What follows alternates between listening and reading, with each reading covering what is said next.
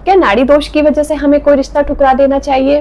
दो व्यक्तियों की नाड़ी एक सी नहीं होनी चाहिए एक अच्छे सफल दाम्पत्य जीवन के लिए। क्या नाड़ी दोष के पीछे ज्योतिष के साथ कोई गहरा विज्ञान भी छिपा हुआ है? हमारे ज्योतिष की हर एक चीज का एक साइंटिफिक बेस है, एक साइंटिफिक रीजन है। नाड़ी दोष सिर्फ ब्राह्मण समाज पर ही लागू होता है, इस बात में कितनी सच्चाई है? नाड़ी दोष जाति से ब्राह्मण नहीं अपितु हमारी कुंडली से जो ब्राह्मण वर्ण के होते हैं उन कुंडलियों में देखा जाता है। नमस्कार, आपका स्वागत है हमारे एक और नए वीडियो में। आज हम बात करने वाले हैं बेहद दिलचस्प विषय पर, जिसका नाम सुनते ही लोगों के मन में ढेरों सवाल उत्पन्न हो जाते हैं और उनके मन में डर और भ्रम की स्थिति पैदा हो जाती है। नाड़ी दोष। कुंडली मिलान में नाड़ी दोष एक बहुत ही अहम भूमिका निभाता है। आज के इस एपिसोड में हम जानेंगे नाड़ी दोष का असली मतलब, उसके प्रभाव, उसके उपाय, सच और भ्रम को। तो अंत तक आप बने रहिए हमारे साथ में। चलिए शुरुआत करते हैं अपने पॉडकास्ट की। हमारे साथ हैं गुंजन जी। और हाँ, एक बात और, अगर आपने अभी तक हमारा चैनल सब्सक्राइब नहीं किया है तो प्लीज़ हमारा चैनल सब्सक्राइब कीजिए। चलिए शुरुआत करते हैं। नाड़ी दोष क्या है? जब आप दो कुंडलियों को मिलाते हैं, अगर सेम नाड़ी होती है, जैसे कि हमारी 3 नाड़ी होती हैं, आदि नाड़ी, मध्य नाड़ी और अंत नाड़ी। अगर वर या वधू की या जिनकी आप कुंडली मिला रहे हैं उनकी नाड़ी सेम है तो वो नाड़ी दोष माना जाता है, क्योंकि ये मान्यता है कि दो व्यक्तियों की नाड़ी एक सी नहीं होनी चाहिए एक अच्छे सफल दाम्पत्य जीवन के लिए। और उसका रीजन ये है कि अगर हमारे एक नाड़ी होगी तो हमारी प्रवृत्ति एक होगी, हमारे जीन्स एक तरह के कैरी होंगे। फिर इससे प्रॉब्लम ये होती है कि आगे जाके पहली चीज तो सेम जीन्स में फर्टिलिटी रेट कम हो जाता है, कंसीव करने के चांसेस कम हो जाते हैं, मिस कैरेज के चांसेस बढ़ जाते हैं और आगे जाके जो बीमारियां होंगी वो आगे की जनरेशन में आने के चांसेस बहुत ज्यादा बढ़ जाएंगे, क्योंकि जीन्स मल्टीप्लाई हो जाएंगे तो बीमारियां भी मल्टीप्लाई हो जाएंगी, तो वो उसका रेट हाई हो जाएगा। और एक बहुत बड़ा रीजन ये है कि दो सेम नाड़ी के लोग होंगे तो उनकी प्रवृत्ति भी सेम होगी। एक सी प्रवृत्ति के दो लोगों को अगर आप साथ में रखेंगे तो ऑब्वियसली उनमें सामंजस्य कम बैठेगा। हमारे ज्योतिष की हर एक चीज का एक साइंटिफिक बेस है, एक साइंटिफिक रीजन है। हमारा पूरा ज्योतिष साइंस पे बेस्ड है, ये समझना होगा बस। और ये नाड़ी दोष के भी साइंटिफिक रीजन है।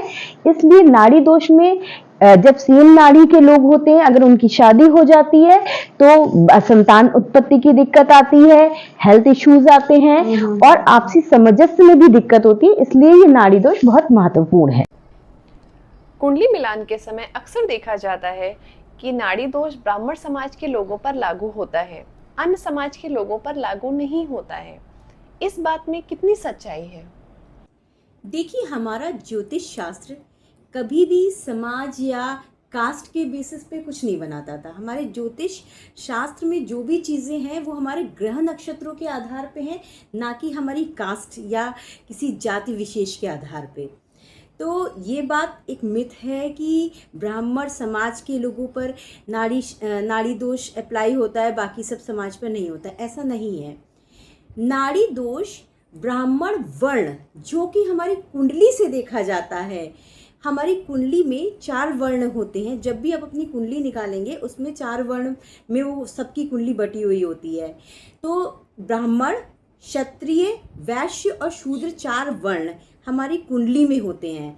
तो जो ब्राह्मण वर्ण का है कुंडली से, उसके लिए नाड़ी दोष देखा जाएगा। और वो भी इसलिए क्योंकि हमारे ज्योतिष शास्त्र के अनुसार ये माना जाता है कि जो ब्राह्मण वर्ण के हैं वो बहुत ही सतोगुण प्रधान हैं, सत्व गुण प्रधान है। मतलब ये कि वो बहुत पवित्र, शांत और संयम वाले व्यक्ति हैं। हाँ, इस व्यक्तित्व के लोग हैं।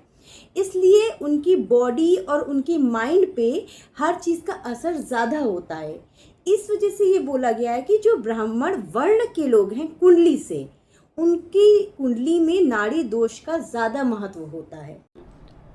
क्या नाड़ी दोष होने पर हमें शादी नहीं करनी चाहिए या कुछ कंडीशन में यह मान्य नहीं होता है? हाँ, बिल्कुल।